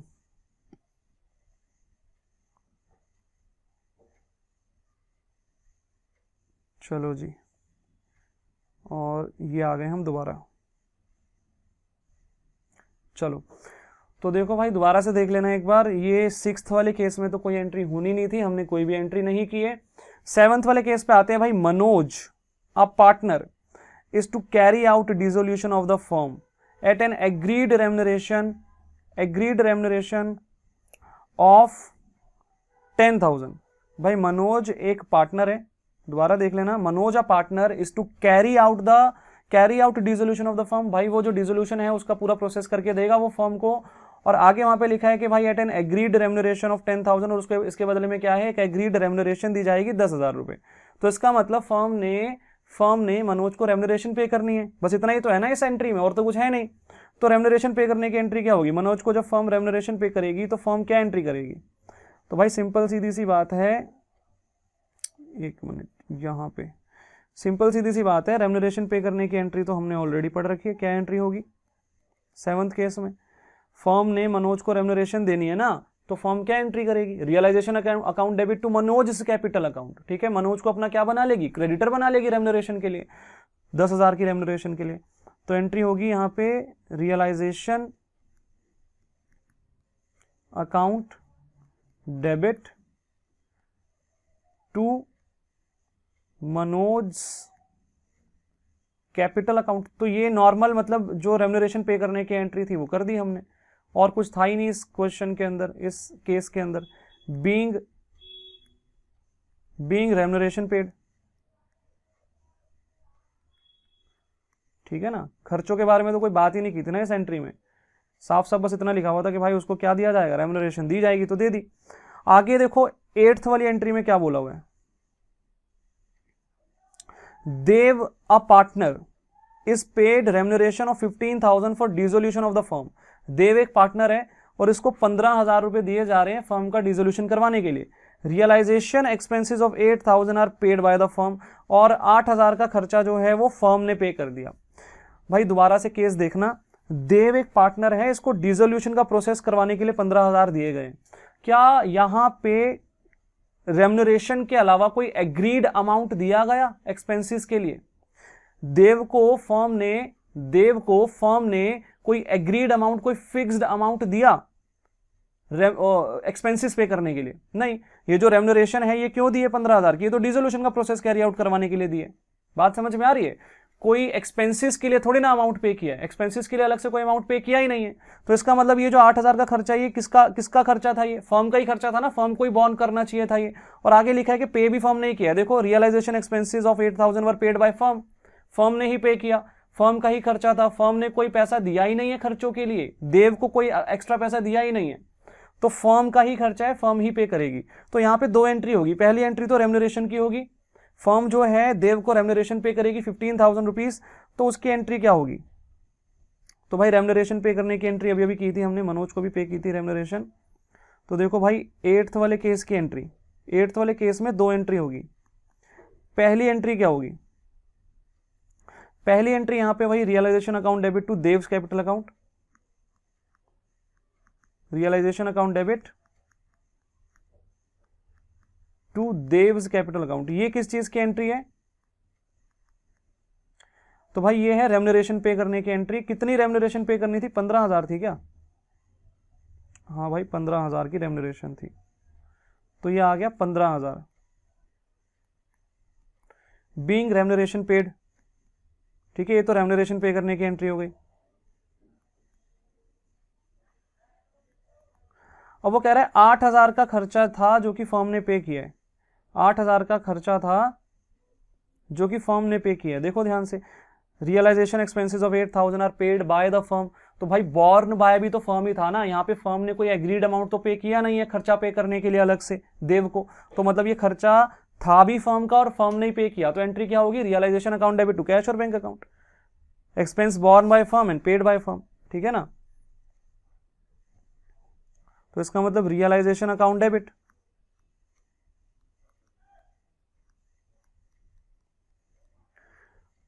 टू कैश और बैंक अकाउंट 8,000 रुपए, और यहां पे लिखेंगे realisation expenses borne and paid by firm, being realisation expense borne and paid by firm.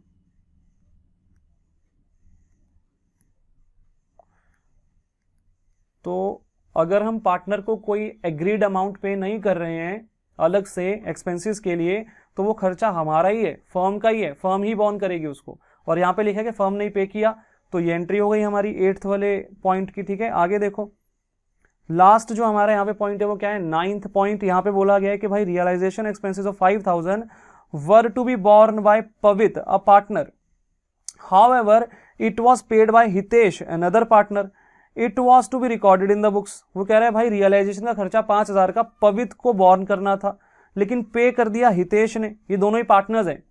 Pavit ने खर्चा बॉर्न करना था, तो ये खर्चा पवित का था, लेकिन पे किसने किया? हितेश ने कर दिया, हितेश ने पे कर दिया। अब हितेश ने पे कर दिया, खर्चा हितेश का था तो नहीं ना, तो अब हितेश को पैसे कौन देगा? पवित पैसे देगा हितेश को। पवित का खर्चा था तो पवित पे करेगा ना हितेश को, तो पवित के खाते से पैसा काट के हितेश के खाते में डाल देंगे।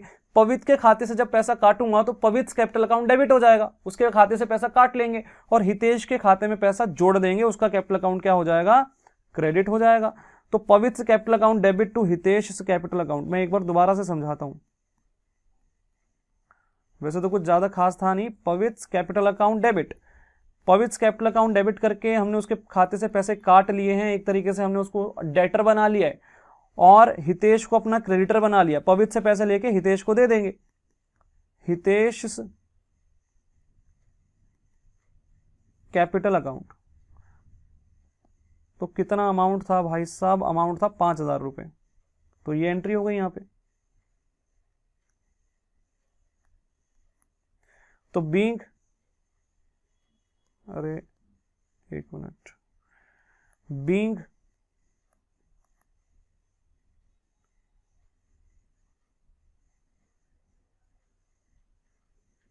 बीइंग ट्रांजैक्शन रिकॉर्डेड लिख देते हैं, ठीक है, ज्यादा कुछ यहां पे क्या लिखेंगे।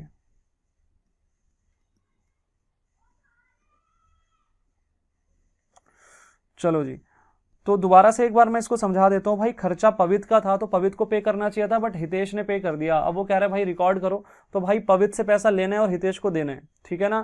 तो पवित्र से पैसा ले लेंगे, पवित्र का कैपिटल अकाउंट डेबिट, उसको अपना डेटर बना लिया हमने, टू हितेश कैपिटल अकाउंट, उसको अपना क्रेडिटर बना लिया हमने, सिंपल एकदम, ठीक है। तो ये हमारा 8th इलिस्ट्रेशन था, और सारे के सारे पॉइंट्स अच्छे से समझ में आए होंगे। अगर नहीं आए दोबारा रिवाइंड करके देखना इसको, ठीक है, वीडियो को दोबारा पीछे जाके देखना भाई। अब भाई हमें इलिस्ट्रेशन नंबर 9 भी करना है, ठीक है। तो आज की क्लास में बस इतना ही करेंगे वैसे हम, ठीक है, ज्यादा कुछ नहीं दूंगा मैं। तो इलिस्ट्रेशन 9 करवा रहा हूं मैं, ध्यान से देखना। और पेज मेरे पास है क्या यहाँ पे अवेलेबल, काफी बड़ा पेज है वैसे, हो जाएगा यहाँ पे, कोई दिक्कत नहीं आएगी, ठीक है जी। तो यहीं पे कर दूंगा इसी के नीचे।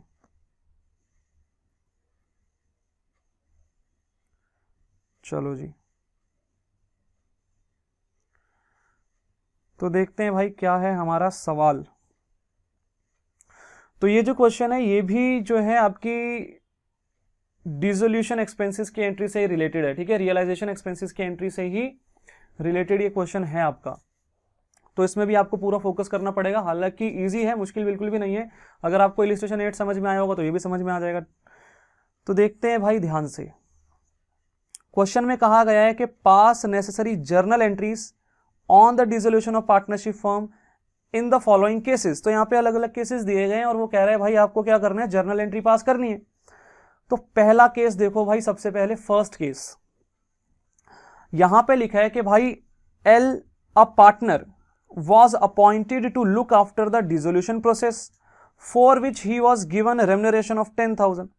एल एक पार्टनर है जिसको कि डिसोल्यूशन का प्रोसेस कैरी आउट करने के लिए जो है अपॉइंट किया गया है, और इस कार्य के लिए उसको रेम्यूनरेशन दी जाएगी 10,000। तो भाई रेम्यूनरेशन पे करनी है पार्टनर को, एंट्री क्या होगी रेम्यूनरेशन पे करने की, यहां पे लिखते हैं भाई, ये था हमारा इलिस्ट्रेशन नंबर 9 है ना ये। और फर्स्ट वाला यहां पे फर्स्ट वाली एंट्री हम लोग कर रहे हैं, एल एक पार्टनर है जो कि जिसको कि अपॉइंट किया गया है रियलाइजेशन का प्रोसेस कैरी आउट करने के लिए, और इसके बदले में उसको रेम्यूनरेशन दी जा रही है 10,000 रुपए। तो रेम्यूनरेशन पे करने की एंट्री बताओ भाई क्या होगी, रेम्यूनरेशन पे करने की entry, realisation account debit to L's capital account, simple एकदम, realisation account debit to L's capital account. Firm ने एल को पैसे देने हैं ना, तो फर्म ने एल को अपना क्रेडिटर बना लिया। अमाउंट क्या था यार, अमाउंट भूल जाता हूं मैं, 10,000 रुपए थे क्या, हाँ 10,000 रुपए ही थे। तो being remuneration paid, being remuneration paid. अगली एंट्री की तरफ बढ़ते हैं भाई, सेकंड वाले केस की तरफ बढ़ते हैं, देखते हैं भाई सेकंड केस क्या है। तो देखो भाई सेकंड केस क्या है, यहां पे कहा गया है कि dissolution expenses 8,000 were paid by the partner M. 8,000 का डिसोल्यूशन एक्सपेंस था जो कि पार्टनर ने पे किया है, एम ने पे किया है। सबसे पहले मुझे ये बताओ, क्या यहां पे हमें ये बता रखा है कि पार्टनर को कोई एग्रीड अमाउंट या कोई फिक्स्ड अमाउंट पे किया गया था, ये जो खर्चा है ये पे करने के लिए, कहीं पे ऐसा लिखा है?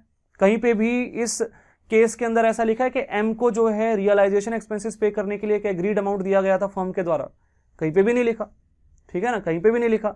इसका मतलब ये खर्चा किसका था? फर्म का था, फर्म को बियर करना चाहिए था, फर्म को बॉर्न करना चाहिए था।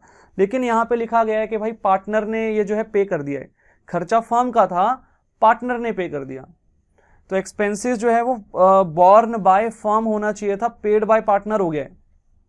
तो अब फर्म जो है इस पार्टनर को ये 8,000 रुपए पे करेगी कि नहीं करेगी? पे करेगी। तो फर्म इस पार्टनर को अपना क्या बना लेगी? क्रेडिटर बना लेगी। तो मतलब एंट्री क्या होगी? Realisation account debit to M's capital account, realisation account debit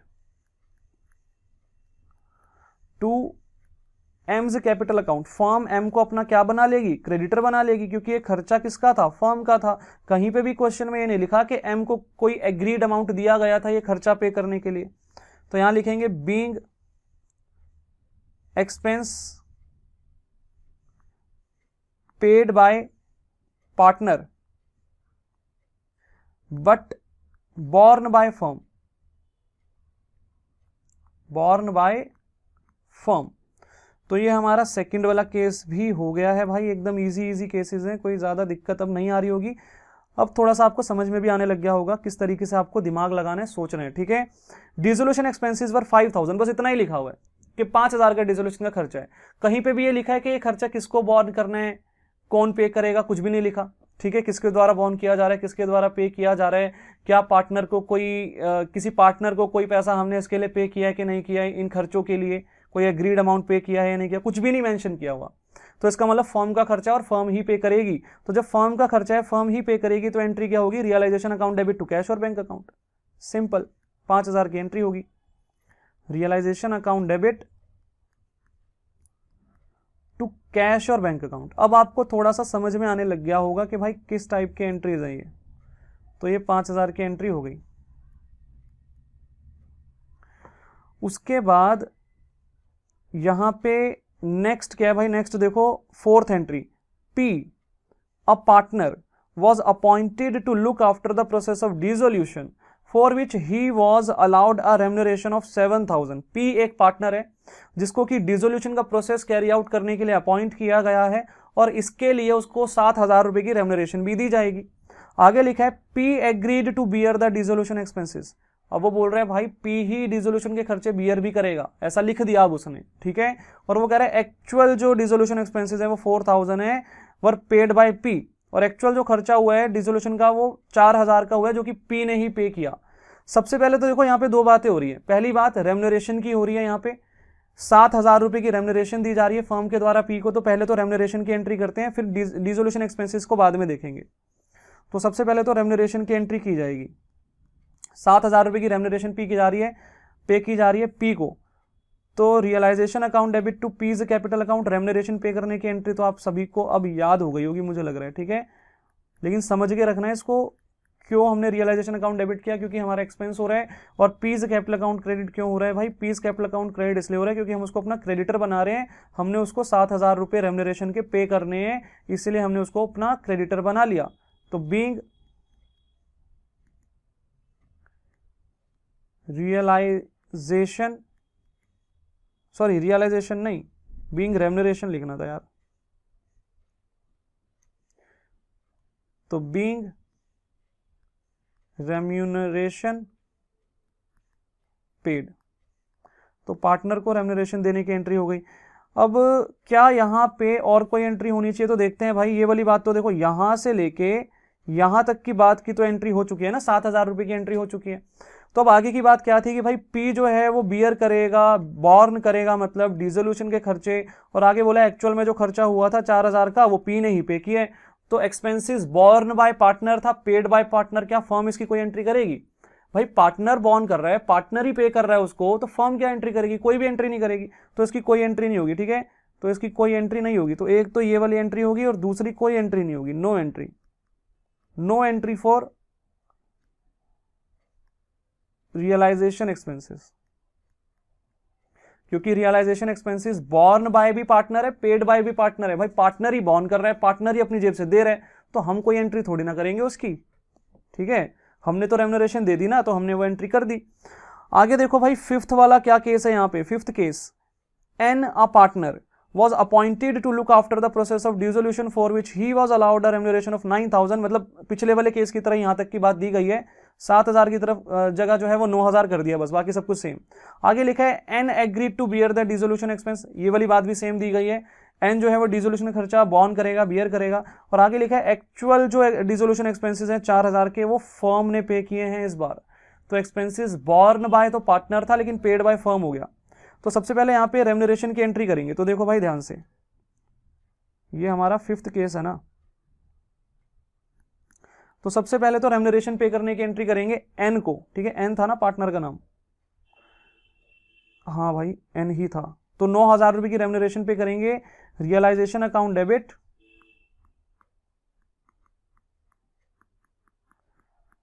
to N's capital account. Remuneration pay करने की एंट्री में मुझे नहीं लगता किसी को कोई दिक्कत होगी। 9,000 रुपए बीइंग रेम्यूनरेशन पेड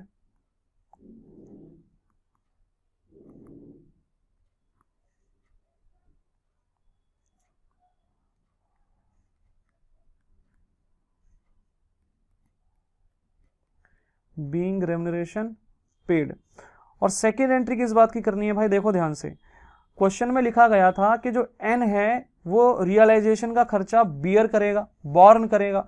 और आगे बताया कि भाई जो एक्चुअल में जो खर्चा हुआ ना 4,000 का, वो फर्म ने पे कर दिया।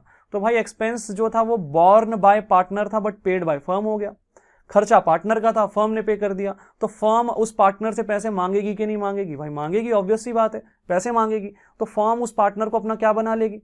डेटर बना लेगी। तो इसका मतलब एंड्स कैपिटल अकाउंट डेबिट हो जाएगा, डेटर बना लेंगे एन को अपना। तो ends capital account debit, ends capital account debit. और फर्म का पैसा चला गया तो भाई टू कैश और बैंक अकाउंट, टू कैश और बैंक अकाउंट। कितना था? 4,000 रुपए। तो being expense borne by partner but paid by firm, but paid by firm. ठीक है, खर्चा पार्टनर ने बॉर्न किया लेकिन फर्म ने पे कर दिया। आगे देखते हैं भाई आखिरी वाला अपना केस। ठीक है, ये क्वेश्चन भी हमारा कंप्लीट हो गया, बस ये लास्ट केस है। क्यू अ पार्टनर, ठीक है, Q a partner was appointed to look after the process of the dissolution for which he was allowed a remuneration of 18,000।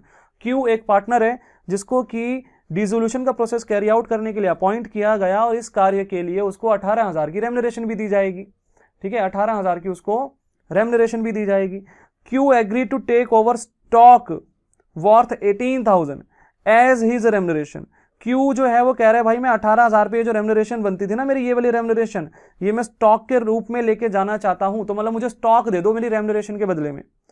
The stock had already been transfer to realisation account. Stock को हम realisation account में already transfer कर चुके हैं, stock को हम realisation account में already transfer कर चुके हैं, मतलब हम एक एंट्री कर चुके हैं, realisation account debit to stock account. अब आगे कहीं पे भी स्टॉक का नाम नहीं आएगा, रियलाइजेशन अकाउंट का नाम आएगा, इस बात को ध्यान में रखना। तो देखो सबसे पहले तो मैं, अगर मैं रेम्यूनरेशन देता हूं, यहां पे पी नाम था ना पार्टनर का, क्यू नाम था, ठीक है, क्यू कितने की रेम्यूनरेशन देनी थी इसको? 18,000 रुपए। तो देखो भाई कहां चला गया यार ये, अरे यार कुछ ज्यादा ही आगे आ गया मैं। एक मिनट,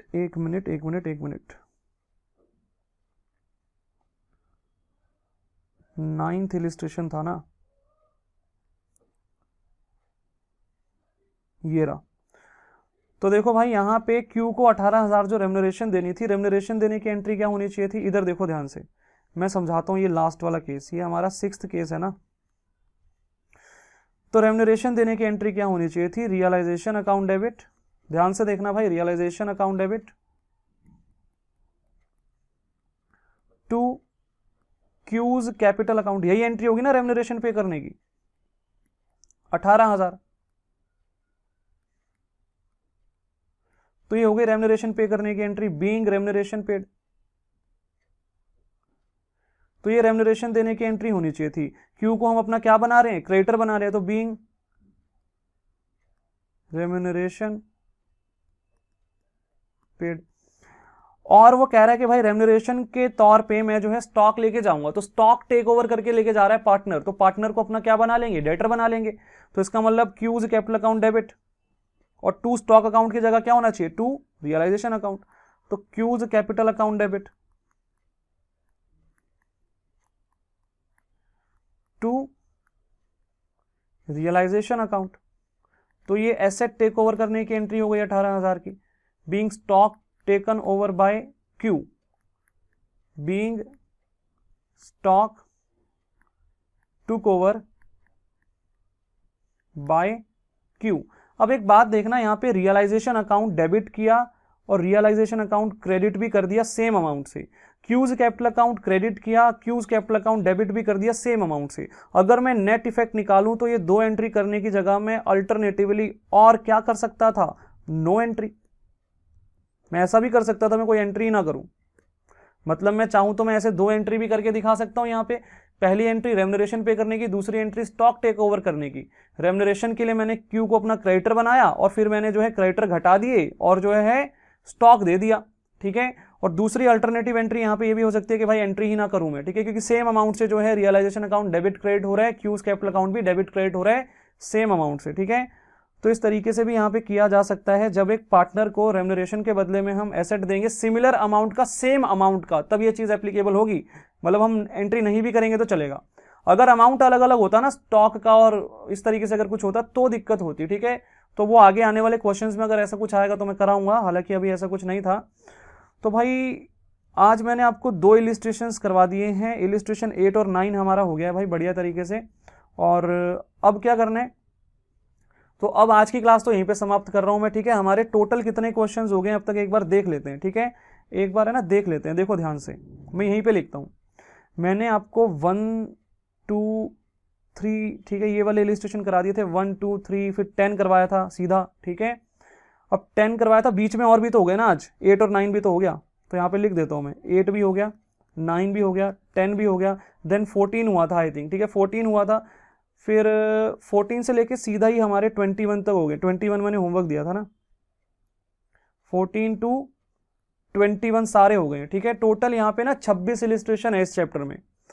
अब अगर देखा जाए तो कौन कौन से इलिस्ट्रेशन पेंडिंग है, तो यहाँ पे लिखते हैं भाई पेंडिंग कौन कौन से हैं। एक तो इलिस्ट्रेशन 4 है, 5 है, 6 है और 7 है, ठीक है, एक तो ये पेंडिंग है। उसके बाद और कौन कौन से हैं भाई, और हैं यहाँ पे 11 12 13, एक तो ये पेंडिंग है। उसके बाद है 22 23 24 25 और 26, ठीक है, ये इलिस्ट्रेशंस हमारे पेंडिंग है सारे। अब देखो 22 और 23 इसमें एक क्लास लगेगी, ठीक है, एक क्लास लगेगी। 24 25 और 26 इसमें एक क्लास लगेगी इन तीनों में, ठीक है। यहाँ पे एक मिनट, इन तीनों में एक क्लास लग जाएगी, ठीक है, इन तीनों में एक क्लास लग जाएगी। उसके बाद एक क्लास लगेगी, एक क्लास इन सब में लग जाएगी। हालांकि ये सब जर्नल एंट्रीज हैं तो ये जल्दी जल्दी हो जाएंगे, ठीक है। ये देखने में लग रहा है कि ज्यादा क्वेश्चंस हैं, बट हमारा मेजर सारा काम हो चुका है, ठीक है, इस चैप्टर के अंदर। तो 4 5 6 7 11 12 13 ये सारा एक ही क्लास का काम है, ठीक है। तो 3 क्लासेस का काम यहाँ पे बचता है, अभी 3 क्लासेस का काम यहाँ पे अभी बच जाता है, ठीक है। और अभी ये 59th क्लास है ना आपकी, तो मतलब 60 61 और 62 क्लासेस, एक एक्स्ट्रा क्लास भी चलो मान के चल लेते हैं अगर लग जाएगी, ठीक है। तो मतलब 63 क्लासेस के अंदर अंदर आपका पार्टनरशिप कंप्लीट हो जाएगा, ठीक है। ये मैंने एक्स्ट्रा क्लास रख लिया, अगर बाय चांस अगर नहीं हो पाता इन 3 क्लास में तो एक एक्स्ट्रा क्लास में तो हो ही जाएगा ये काम सारा, ठीक है। तो अब नेक्स्ट क्लास में मैं 22 और 23 इलिस्ट्रेशन कराऊंगा पहले, ठीक है। तो इतना भाई आप लोग जो है समझ जाना कि सारी चीजें हमारी लगभग हो गई हैं। आज आपको क्या करना है, आज आपको 8वां और 9वां इलिस्ट्रेशन दोबारा करना है। जो मैंने आपको रियलाइजेशन एक्सपेंसेस से रिलेटेड जितनी भी बातें पढ़ाई हैं वो सारी आपको ढंग से रिवाइज करनी है, अच्छे से रिवाइज करनी है। वो जो नोट्स थे मैं आपको डिस्क्रिप्शन में दे दूंगा जो मैंने लिखे हैं, ठीक है, तो वो आपको डिस्क्रिप्शन में मिल जाएंगे। तो भाई छुट्टी करते हैं आज की, टाटा बाय बाय।